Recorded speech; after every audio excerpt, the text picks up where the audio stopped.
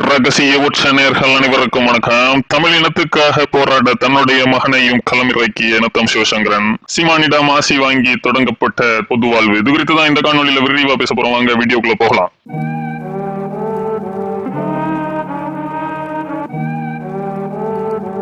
தமிழ்நாட்டு அரசியல் களத்துல நாம் தமிழர் கட்சி எந்த அளவு ஒரு தனித்த கட்சியாக அவர்களுடைய கொள்கை கோட்பாட்டின் மூலமாக அடையாளப்படுதோ, அதே அளவுக்கு நாம் தமிழர் கட்சிக்குள்ள தன்னுடைய தனித்த அடையாளத்தாலும் அசாத்திய கொள்கை பிடிப்பாலும் கள அரசியலாலும் மாவீரர்கள் மற்றும் தலைவர் மேதகு பிரபாகரன் மீது வைத்துள்ள அன்பாலும் அடையாளப்படக்கூடியவர் தான் நத்தம் சிவசங்கரன் அவர்கள். அந்த அளவுக்கு தமிழ் தேசிய களத்துல கடந்த 20 ஆண்டுகளுக்கும் மேலாக மிக தீவிரமாக களமாடி வருபவர் சீமான் அவர்களுடைய வார்த்தைகளுக்கு கட்டுப்பட்டு தன்னுடைய தொகுதியிலிருந்து எத்தனாயிரம் கிலோமீட்டர் தள்ளி போட்டியிட வைத்தாலும் அங்க போய் போட்டியிட்டு மக்கள் மத்தியில நன்மதிப்பை பெறக்கூடியவர். அப்படிப்பட்ட நத்தம் சிவசங்கரன் அவர்கள் என்னதான் பல்வேறு கட்சிகளில் இருந்து ஆஃபர்ஸ் வந்தாலும் அவை அனைத்தையுமே புறந்தள்ளிவிட்டு நான் அண்ணன் சீமான் அவர்களோடு தமிழ் தேசிய கொள்கையை கரம் பிடித்துதான் கடைசி வரை இருப்பேன் அப்படிங்கறதுல உறுதியா இருந்து பல்வேறு சிறை வாசகங்கள், அவதூறுகள், நம்பிக்கை துரோகங்கள் அப்படின்ட்டு அனைத்தையும் சந்தித்து இந்த களத்திலேயே தமிழ் தேசியத்துக்காக பாடாப்பட்டு இருக்கிறாரு. அப்படிப்பட்டவர் நேற்றைய தினம் தன்னுடைய அன்பு மகனான தமிழினி அவர்களுடைய 6வது அகவை தினத்தை முன்னிட்டு தன்னுடைய சமூக வலைதளங்கள்ல ஒரு சில புகைப்படங்களை பகிர்ந்திருந்தாரு. அதுல